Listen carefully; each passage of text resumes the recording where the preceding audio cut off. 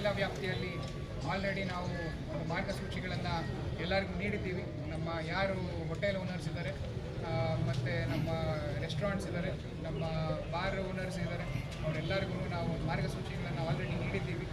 12:30 ತನಕ ಅಷ್ಟೇ ಎಲ್ಲ ಸೆಲೆಬ್ರೇಷನ್ಸ್ ಅಲೌ ಇರುತ್ತೆ. 12:30 ಆದಮೇಲೆ ಯಾವುದೇ ಸೆಲೆಬ್ರೇಷನ್ಸು ಅಲೌ ಇರೋದಿಲ್ಲ. ಆಲ್ರೆಡಿ ಎಲ್ಲ ಹೋಟೆಲ್ ಮಾಲೀಕರಿಗೆ ಈ ಒಂದು ವಿಷಯವನ್ನು ತಿಳಿಸಾಗಿದೆ.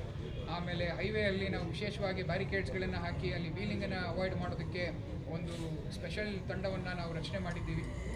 ಆಮೇಲೆ ಯಾವ ಫ್ಲೈಓವರ್ಗಳಿದ್ದಾವೆ, ಫ್ಲೈಓವರು ಆ ದಿನ ಆ ರಾತ್ರಿ ಅಲ್ಲಿ ನಾವು ನಿರ್ಬಂಧಗಳನ್ನು ಹಾಕಿದ್ದೀವಿ. ಅಲ್ಲಿ ಅಲೌ ಇರೋದಿಲ್ಲ. ನರಸಾಪುರದ ಆಗಿರ್ಬೋದು, ಆಮೇಲೆ ಬೆಳ್ಳೂರು ಕ್ರಾಸ್ ಆಗಿರ್ಬೋದು, ಆ ಹೈವೇಗಳ ಮೇಲೆ, ಆ ಫ್ಲೈಓವರ್ಗಳ ಮೇಲೆ ಮೂಮೆಂಟನ್ನು ನಾವು ನಿಷೇಧ ಮಾಡಿದ್ದೀವಿ. ಇಲ್ಲೂ ಅಷ್ಟೇ ನಮ್ಮ ಬೇರೆ ಎಲ್ಲೆಲ್ಲಿ ನಮ್ಮ ಹೈವೇ 75 ಹೈವೇಲಿ ಇದೆ ಅಲ್ಲಿ ಎಲ್ಲ ಕಡೆಗೂ ನಾವು ಈ 2 ವೀಲರು ಮತ್ತು 4 ವೀಲರು ನಿಷೇಧ ಮಾಡಿದ್ದೀವಿ. ಅವರೆಲ್ಲ ಸರ್ವಿಸ್ ರೋಡಲ್ಲೇ ಹೋಗಬೇಕಾಗುತ್ತೆ. ಹೈವೇಯಲ್ಲಿ ಫ್ಲೈಓವರ್ ಮೇಲೆ there is a possibility of wheeling ಅಂತ ಹೇಳ್ಬಿಟ್ಟು ಅದನ್ನು ನಾವು ಈ ಒಂದು ಡಿಸಿಷನನ್ನು ತೊಗೊಂಡಿದ್ದೀವಿ. ಅದರ ಜೊತೆಗೆ ಎಲ್ಲೆಲ್ಲಿ ಬ್ಯಾರಿಕೇಡ್ ಹಾಕಬೇಕು ಎಲ್ಲ ಕಡೆ ಬ್ಯಾರಿಕೇಡ್ ಹಾಕ್ಬಿಟ್ಟು ನಾವು ಒಂದು ಕಂಟಿನ್ಯೂಸ್ ಆಗಿ ಚೆಕಿಂಗ್ ಕೂಡ ಮಾಡ್ತಾ ಇದ್ದೀವಿ.